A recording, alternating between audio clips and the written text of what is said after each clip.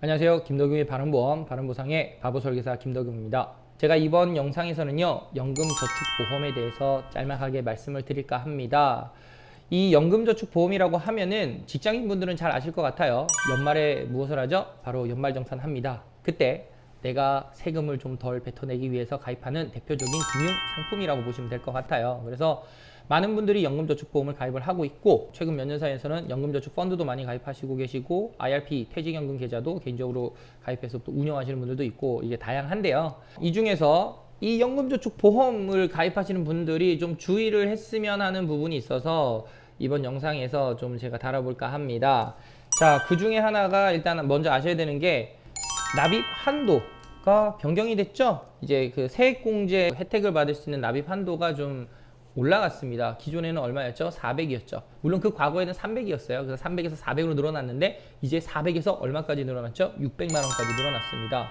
이렇게 됐을 경우에 12개월 기준으로 나눠보면은요, 한 달에 50만 원씩 납입을 해서 혜택을 받을 수가 있다라는 계산이 나오죠. 네. 그래서 연금저축보험을 어떻게 가입을 한다? 50만 원씩 가입을 한다. 하지만 이렇게 가입하면 안 된다. 이게 제가 이번 영상에서 말씀을 드리고 싶은 것입니다. 가장 큰 이유는 딱 간단한 것 같아요. 연금저축보험도 보험 상품이고요. 사업비가 발생을 합니다. 다른 영상에서도 말씀을 드렸지만 연금이나 저축보험 같은 경우는 추가 납입을 활용하라고 말씀을 드렸어요. 그리고 그 추가 납입이라는 것은 사업비가 상당히 저렴하게 떼기 때문에 실제로 내가 가입하는 원 금액에서 추가 납입을 이만큼 하게 된다 그러면 원 금액에서는 이제 이 상품에서 정한 사업비를 떼가겠죠. 하지만 이 추가 납입 같은 경우는 상당히 적은 금액의 사업비를 떼어가기 때문에 무엇이 빨라진다? 원금 회복 속도가 빨라진다라는 것입니다. 그래서 예를 들면 내가 한 달에 50만 원씩 가입을 할 수 있는 여력이 있지만 저는 15에서 20만 원만 가입하라고 말씀을 드립니다. 그리고 연말까지 기다려 보세요. 자, 거기에서 이제 중요한 게 나옵니다. 내가 그냥 납입할 여력에서 다 납입하셔도 됩니다. 그렇게 해서 세액공제 받으셔도 돼요. 하지만 연말쯤이 됐을 때 시뮬레이션 돌려보고 내가 생각보다 세금을 많이 뱉어내지 않을 것 같아, 오히려 돌려받을 것 같아 라고 하면은 행복한 선택입니다. 연금저축보험에다가 추가 납입을 더 해서 연금자원을 늘릴 것인지, 아니면 세금을 안 그래도 돌려받는데 더 넣을 필요 없겠다 싶으면 그 금액을 뭐 해라?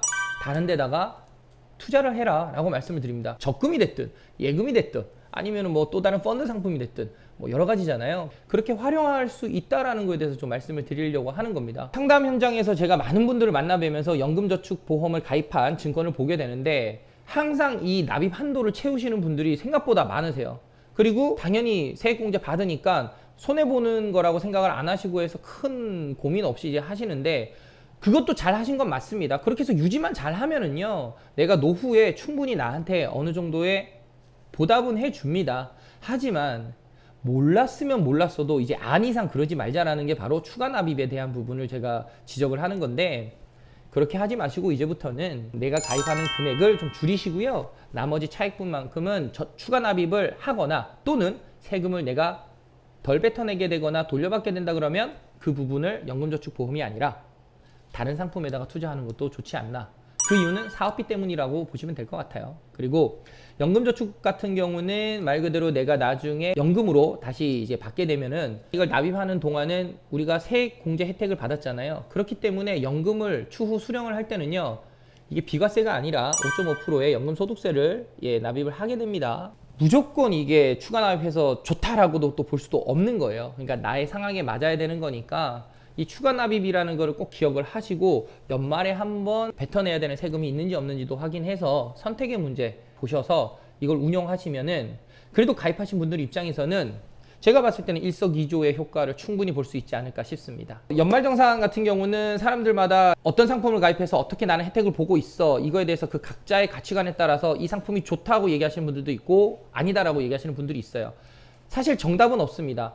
하지만 어차피 내가 세액공제를 받아야 되는 것이고 세금을 많이 뱉어낸다고 하면은 이것을 가입을 피할 수는 없을 것 같은데 이왕이면 운용을 잘하자 라는 입장에서 제가 이번 영상에서 이 추가 납입에 대한 부분을 기억을 하고 연말에 가서 이 부분을 실행을 할 건지 말 건지 이거를 좀 고민해봐라 라고 말씀을 드렸는데요. 많은 직장인 분들이 뭐 일단은 무조건 안 좋아, 사업비 높아 이렇게 접근할 것이 아니라 이렇게 운영하면 나한테 유용할 수 있네 라는 것을 좀 기억해 주셨으면 합니다. 자, 이번 영상은 제가 여기서 마칠 수 있도록 하고요. 다음번 영상에서도 더 좋은 주제로 찾아뵐 수 있도록 하겠습니다. 좋아요, 구독은 늘 많은 힘이 되니까 부탁드리면서 다음번 영상에서 또 인사드리겠습니다. 감사합니다. 본 광고는 생명보험 광고 심의 기준을 준수하였으며 유효기간은 심의일로부터 1년입니다.